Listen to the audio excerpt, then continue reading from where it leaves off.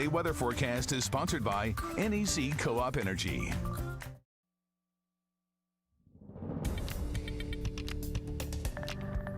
Hey there, Coastal Bend. Good afternoon to y'all. This morning we started off on the cooler side of things, thankfully, in the 60s inland and then 70s right along the coast. We're going to do that again tonight, but it's going to be one of our last couple nights this week with widespread 60s like you can see here with the 70s along the coast. We're going to see an increase in moisture that I'll talk about in just a little bit, and that's going to drive our overnight temperatures back up closer to 70 and maybe even the mid 70s. Tomorrow afternoon is going to be very similar to today, though we will be just a little bit breezier. This easterly wind 10 to 15, but it will be a little gustier with some gusts maybe up to 25 miles an hour. Partly cloudy skies throughout the day. Very similar temperatures, 91 in Corpus Christi, widespread 80s across the coastal bend, though I do think we're going to be a little bit drier tomorrow afternoon than we were this afternoon.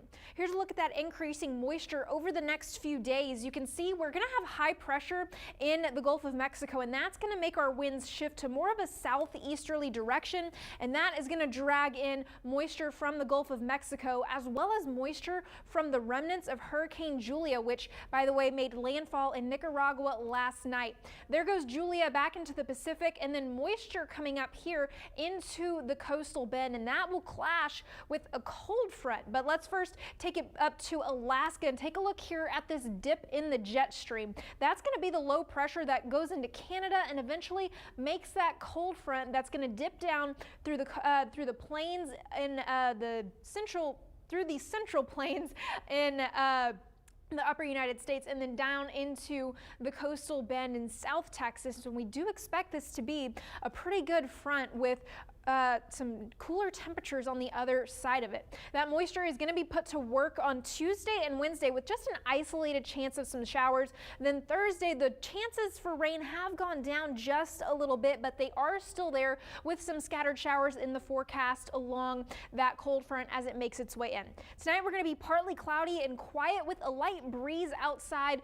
Pretty nice weather, 70 degrees, though again we are going to get warmer the next few mornings. Tomorrow afternoon, very similar again to today. 91 is where we're going to top out with partly cloudy skies and a little bit of a gusty wind. Then I want to point out our sunrises and sunsets are getting later and earlier respectively. Tomorrow our sunrise rather is going to be near 7:30 with sunset around 7 o'clock, and that sun time or daylight time rather is only going to decrease over the next few weeks. By the end of the month, by Halloween, we're going to lose a half hour of daylight, and then by November 6th, that's coming up pretty quick. In the next month, we're going to go to an hour fall back, and then on December 21st, that's the shortest day of the year, the winter solstice, and I'm definitely looking forward to the cooler weather then, but for now, we're just going to have to deal with the cold front that we're going to get later this week.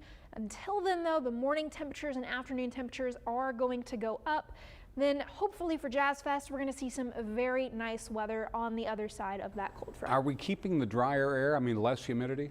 Yeah, once we get past this cold front, we're going to get a little more humidity before, and then that is going to clear it all out. So nice sunny skies and drier air for Jazz Fest. Thankfully, whenever you're outside, it's not going to feel that bad. That sounds great. Thank you, Kristen.